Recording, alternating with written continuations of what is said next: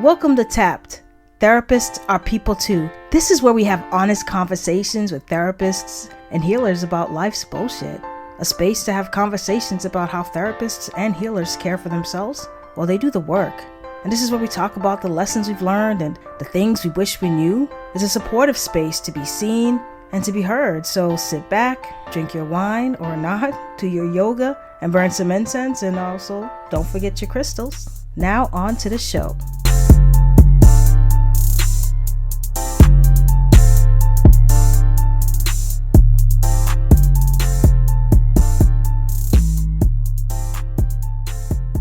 Welcome to TAPT. I'm Frantzces. I'm Toni. And I'm Sabeen. This is our first episode, guys. How excited are you? Nervous. Nervous is good. What about you, Toni? I'm excited. I think that this is going to be an interesting ride for us, something new for us, but it'll be exciting. Yeah. In this first episode, we're just going to introduce ourselves, tell you guys a little bit about ourselves, and also why we decided to do this podcast. We each are so different, yet we have so much to offer and different perspectives about the field that we're in, which is social work, doing therapy and healing, and working with folks from different populations. So I'll start, guys. So my name is Frantzces. It's interesting. I'm a social worker. However, I took a long hiatus and I'm just coming back to the field. So my experience is going to be a little bit different. For a while, I worked in the field for a long time, probably over 6 years. But for the last 3 years, I've been living in Asia, and now I'm back. Coming back has been kind of different because I've been really exploring what social work means for me and how it fits into my world. I think over time, like the things that we started with has slowly changed and just morphed into different things over time. I don't know if anyone has felt that way, because I thought when I first got my license and my degree and all this stuff, like I was in it, you know what I mean? I was in it.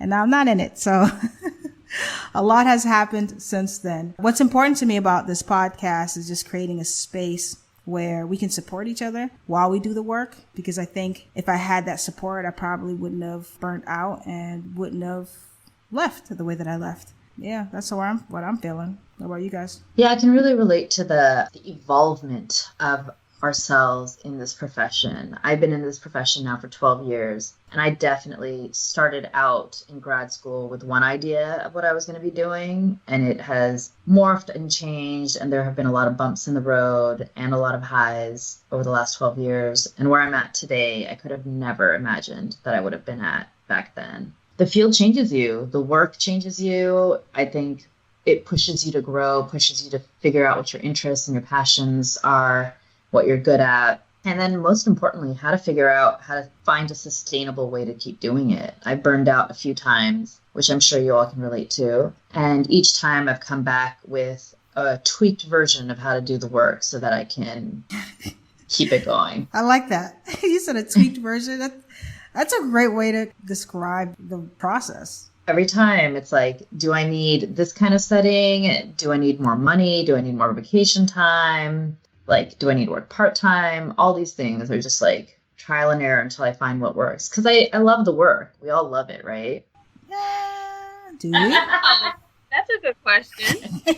That's a good question. I would actually love to hear what you guys think when I say that.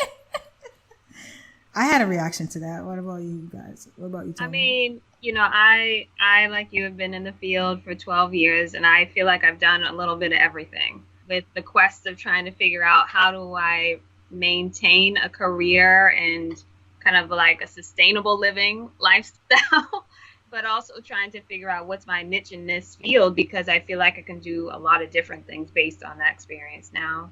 Currently, I work as a school social worker in a public school setting, even though it comes with its own other sets of challenges and politics that bring into play in terms of how much are we viewed as significant to the school community and how much are we not, right? So it's interesting, but I think it's the best job that I have had is being in schools. And so I know for myself, that's how I'm going to tweak or pivot, right? And try to figure out, well, how do I now stay in this field that has finally provided some sort of financial relief? I also think that it feels like it's a good fit, Yeah. And I'll have to echo what you just said, Toni, only because I'm also working as a school social worker at a middle school at that, which is like totally different field. Like I've never really worked with middle schoolers. I've always worked with high school students and adults. But I realize I really enjoy that setting. Like I like it a lot. I love the kids and I actually enjoy my coworkers, which has been different.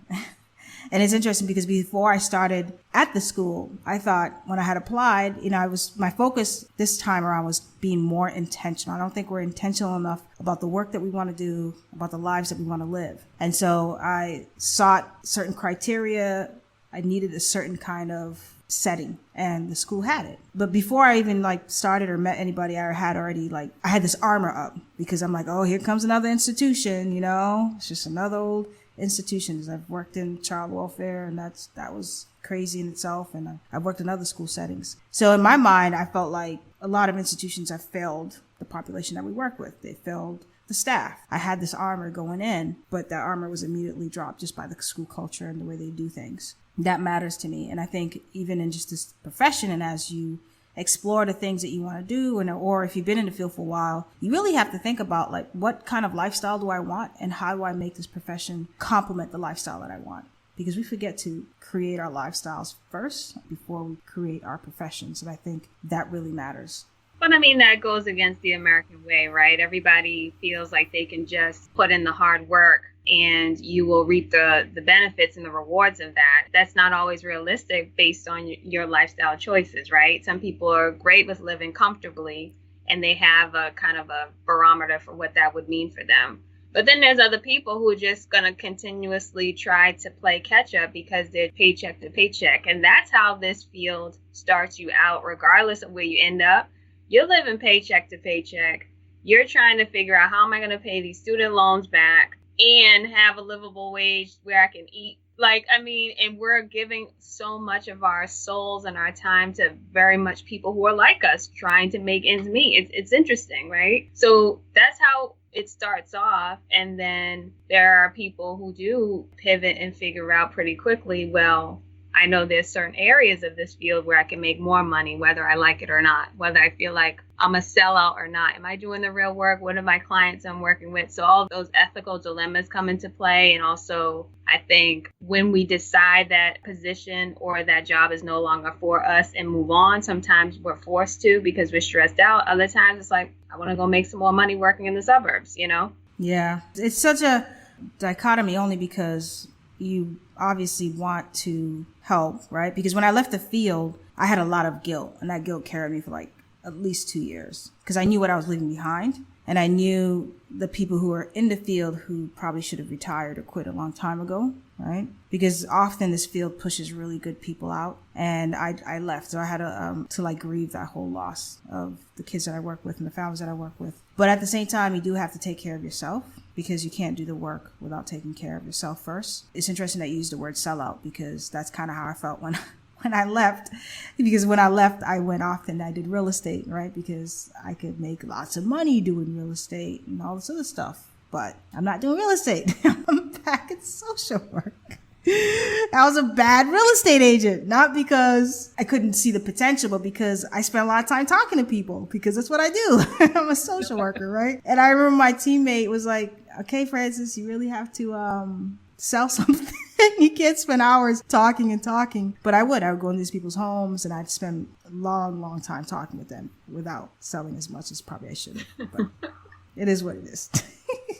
So in addition to some of the things you just talked about, Toni, like finances and all of that, I also found for myself I struggled a lot trying to find myself or feel myself when I started out in the field. And what I mean by that is I came in with a certain set of values and then the actual real life social work didn't always line up with those values. I really struggled with an internal struggle. And so part of what I ended up doing over the years was reevaluating what I had been taught in grad school and what actually matched in real life and how to make sense of my values. And one of those things was almost unlearning a lot of things that I was taught and relearning them through the lens of the communities that I was actually working with, as opposed to the ideal quote unquote client. So I shifted from being more of the highly boundary kind of blank slate social worker therapist person to a more real and engaged person with boundaries still, but, you know, a more culturally appropriate set of boundaries. And I found that to make the work more fun and more fulfilling for myself. I mean, I love the fact that you said the values thing, and that for me came later. Had I started with that, I think things would have been different. Because I think we forget, right? Because some of the things that I battled with, even in the settings that I worked with in the past, was a lot of things didn't align with my values. People wanted me to do things that I didn't believe in. I struggled with that. I battled a lot with my supervisors because of it. It just didn't fit. So I think when you are starting out in this profession, you really have to look at your values and see if the environment that you're working with is in alignment with it. And if it's not, you can't do the work. You just really can't. You think you can because you think you can compartmentalize it, but it bleeds into everything else. So you have to think about your values, hands down, for sure. Exactly. Compartmentalize. So I used to have to compartmentalize my social justice values, my identity, my spirituality, and it really sucked. I think it left me a lot more drained at the end of each day. And now when I've created spaces and found like-minded people that I like to work with, I can be my full self, which is just a weight off, really. That's how it feels like to me. Yeah, you guys bring up really great points. And it's also, you know, for me, feeling like those times when I was burnt out and feeling like I can't do this anymore. I mean, in my head and what I've said in practice to everybody that I know, and it's like, I'm not doing this anymore. I'm not a social worker. I've probably quit social work every single year that I've been one, honestly, in some way, just by verbally spewing and venting and getting frustrated. But it's who I am. It's within me. That's why Frantzces is within you. And you have to figure out now, how are you going to pivot, right? Because you came back. And I brought up sellout because I find myself getting into these conversations sometimes and I'm telling people, well, you know what the best jobs to have in social work are, and giving that advice to even students coming up now because they're wanting to know, how are we going to be able to pay our bills and remain in this line of work and take care of ourselves. You know, you have to get crafty about it, and you have to know, like, if money is important to you, like in a certain, you know, financial status is important to you, then you're going to have to really hustle and make it work. And you're going to have to be crafty about it quickly. But then there's other people who money is not going to be that determining factor to stay in this field. It's really going to be more, I have to figure out self-care techniques. I have to figure out how do I set up some peer support or connect with other people who are like-minded, like Sabeen is saying, and they're okay with getting paid, you know, like really low salaries per year because they want to do the work. And I think that's part of why we created this podcast, or at least it's part of why I agreed or wanted to be a part of it, is to help create that space for others that are like us that might feel more isolated or don't have the community yet built, to know that there are people out there that are struggling with trying to create something that works for them and impart with them some of the wisdom we've learned over the past 6 to 12 years amongst us to help guide people. Yeah, I think that's the beauty of social work. When I had gotten my undergrad in psychology, and I was going to be a psychologist, and obviously psychologists tend to make more money than social workers, but I didn't know that at the time. Like, I just knew that I just loved studying the mind and the behaviors. But then I realized I didn't want to just sit there and do tests and be stuffed in an office all day. And I think part of this field is also figuring out your strengths and how you work best. I don't work best being stuck in an office all day. And so that's what attracted me about social work, is because I could do all these wonderful, amazing things in so many different ways. But then you do become that Jack and Jane of all trades, right?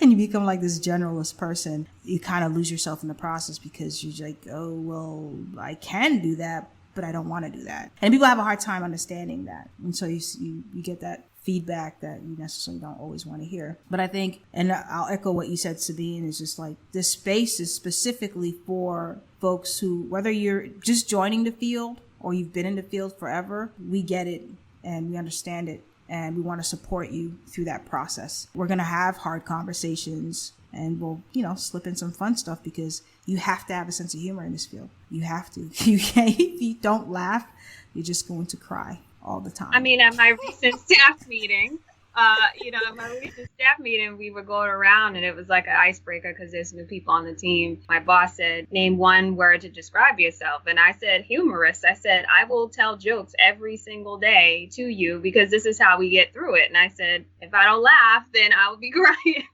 or quitting every day, which that also kind of happens too. But, like I told you, I always come back. I verbally quit, but I always am there.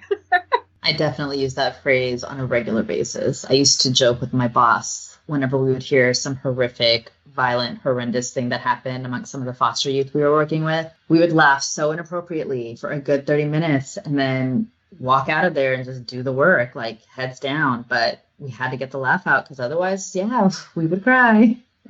All right, so let's just give you guys a little background of how I know these wonderful, lovely young women.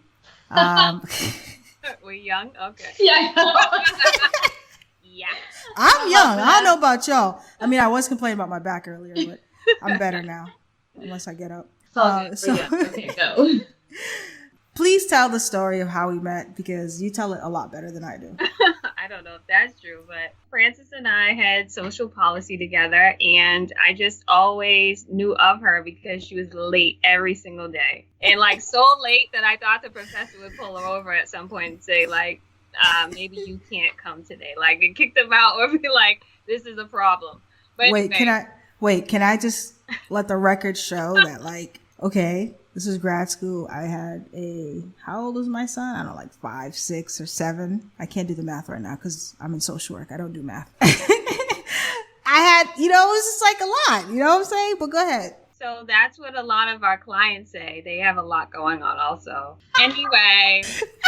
Oh, snap. So sometimes, guys, we'll social work each other, okay? But go ahead. She just social worked me. Right. So anyway, I didn't know that about you, of course. And then we had to choose partners for like our task force, like big, like semester projects. And I looked around the room and I was like, there's no one I really want to partner with, partly because I'm an introvert, but also they kind of suck.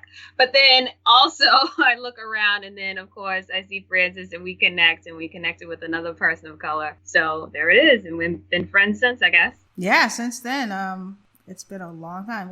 Graduated in 2007. So, woosa. Long time. Yeah. It's kind of crazy to me. We all graduated the same year. I didn't realize that. Oh, snap, for real? Yeah. We just aged ourselves, guys, so. Maybe. You don't know how much time I took in between. Exactly. You can't figure it out.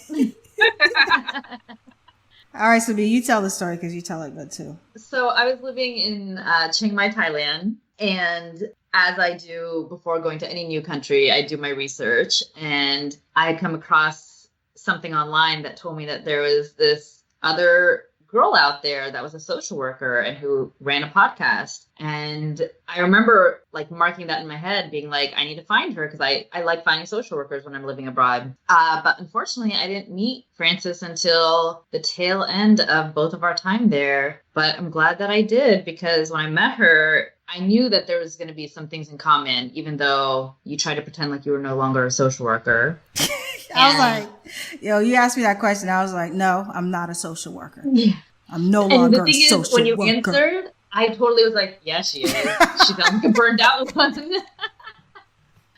And I think I told you, once a social worker, always a social worker. Yeah, so we met out in Thailand and then talked about this podcast. We've stayed connected ever since, because honestly, in this field, when you find your people in this field, you've got to hold on to them, because they really support you and help you through the process. Because I know I can call on these ladies and say, hey, I really hate this job and I hate everything about it. Talk me off the ledge. And they'll talk me off the ledge. Actually, they'll come with me to that ledge and then we'll both be at the ledge together, and then we'll together walk back off the ledge. It's like we'll walk up like, we're going to leave. Right. Let's just take 4 minutes to just like hang out. Right. So those are the kind of people you need around you guys. Hella true. Oh my God. We totally will walk each other to the ledge. Then we'll even amp it up and talk not only about how much we hate our jobs, but how awful the world is. And like go into the whole thing and then like get it out of our system and then walk back. Yeah, you got to get it out of your system, guys. You really got to find a space to get it out of your system. Okay. So seek those who are in the field with you, who you can connect with, who have the same values as you, right? Because there are those in the field that were like, you should not be in the field. But find those who, you know, are lifers like us. Like, this is it. Oh my God, lifers. Yeah. We're lifers. This is how I explained it, right? Because I remember I had this conversation with Tonika a while ago, and I said that we're light workers, right? We have been chosen for whatever reason. Don't fight it, because I fight it, and I always come back to it. But we're light workers, and what that means essentially is that anybody who has conversations with us, anybody that comes in contact with us, our job, our sole purpose is to shine that light, to illuminate that light everywhere that we go. And that's what we do. We do it naturally, and we do it in the settings of the population that we work with and the population that we serve. So I'm fine with that. I finally accepted it. Okay. That's why I'm back. I finally accepted it. That's a little bit about us, a little bit about our background. There's a lot more to share. There's a lot more to dive into. But we are so grateful that you all have joined us on this journey. And we hope that we can walk this path along the ledge, a little bit further from the ledge in the time to come. Yeah. Yeah. So take us with you guys. Put us in your pockets. Yeah, until next time. Thank you for listening to TAPT, Therapists Are People Too, where we have honest conversations with therapists and healers about life's bullshit. Please subscribe on iTunes, Spotify, Stitcher, or wherever you consume your podcasts, and rate and review. And don't forget to share this podcast with 5 of your friends. If you have questions or if there's a topic that you'd like us to unpack, please email us at therapistsRepeople2@gmail.com. Until next time, try not to get tapped out.